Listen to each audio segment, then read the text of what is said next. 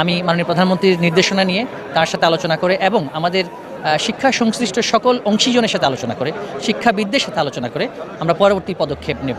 গত 25 ফেব্রুয়ারি এসএসসি 2024 সালে পরীক্ষার্থীদের গণিত পরীক্ষা অনুষ্ঠিত হয়েছিল। অনেক শিক্ষার্থী জানিয়েছেন গণিতের এমসিকিউ প্রশ্ন নাকি অনেকটা কঠিন হয়েছে। বিশেষ করে বরিশাল বোর্ডের শিক্ষার্থীরা বলেছে প্রশ্ন অনেক কঠিন হয়েছে। এছাড়া প্রায় প্রত্যেকটি বোর্ডের শিক্ষার্থীরা বলেছেন এমসিকিউ প্রশ্ন অনেক কঠিন হয়েছে। কিন্তু আসলে কি কঠিন হয়েছিল প্রশ্ন, সেটা আমরা ভিডিওর শেষে জেনে নিব। বর্তমানে অনেক শিক্ষার্থীর প্রশ্ন এমসিকিউতে 2 থেকে 3 নাম্বার কম পেলে, অর্থাৎ 8 অথবা 9 পেলে কি তাদেরকে পাস করে দেওয়া হবে কিনা। শিক্ষা বোর্ড থেকে জানিয়ে দেওয়া হয়েছিল গণিতে এমসিকিউ পাস করার জন্য 10 নাম্বার পেতে হবে। যেহেতু এমসিকিউর উত্তরপত্র ওএমআর মেশিনের মাধ্যমে দেখা হয়, সেহেতু এখানে 2 বা 3 নাম্বার কম পেলে কোনো নাম্বার বাড়িয়ে দেওয়ার সুযোগ থাকে না।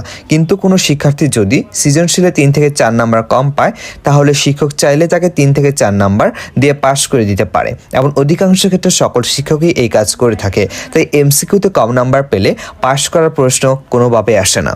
এমসিকিউর প্রশ্ন শুধুমাত্র তাদের জন্য কঠিন হয়েছিল যারা বইয়ের অঙ্কগুলো একবারের জন্য করেনি, কেননা প্রত্যেকটা বোর্ডের 12 থেকে 13টা এমসিকিউ সরাসরি বই থেকে এসেছে। তাহলে কিভাবে এমসিকিউর কোশ্চেন কঠিন হয় সেটা আমার জানা নেই। মোট কথা হচ্ছে, কেউ যদি এমসিকিউতে 2 থেকে 3 নাম্বার কম পায়, তাহলে তাকে পাস করে দেওয়া হবে না, সে ফেল করবে এবং পরবর্তী বছর তাকে পরীক্ষা দিতে হবে।